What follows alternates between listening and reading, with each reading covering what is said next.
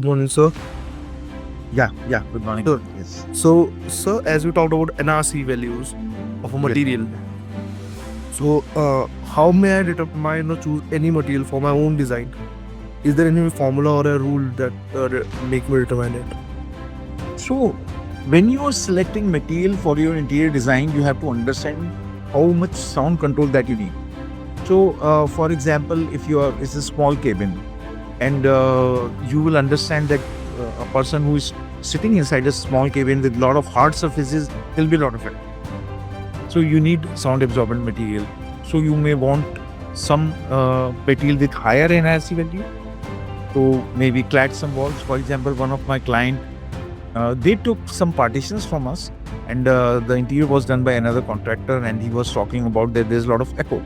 So we advised them, although it is not our product, but that you use these acoustic panels and create some patterns. So a lot of corporate offices, you'll find that.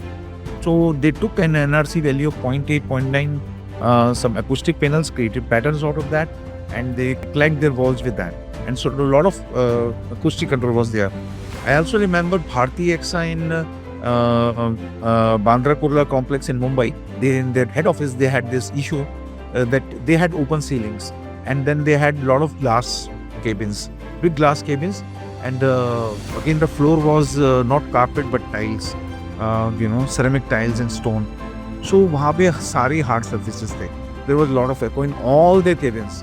So we installed acoustic baffles, which are the patented baffles BFC3, and inserted mineral tile in that. So it became immediately an aesthetic thing, क्योंकि वो mineral tile थे लगवाने नहीं वाले थे इतने high tech contemporary interior बनाने के.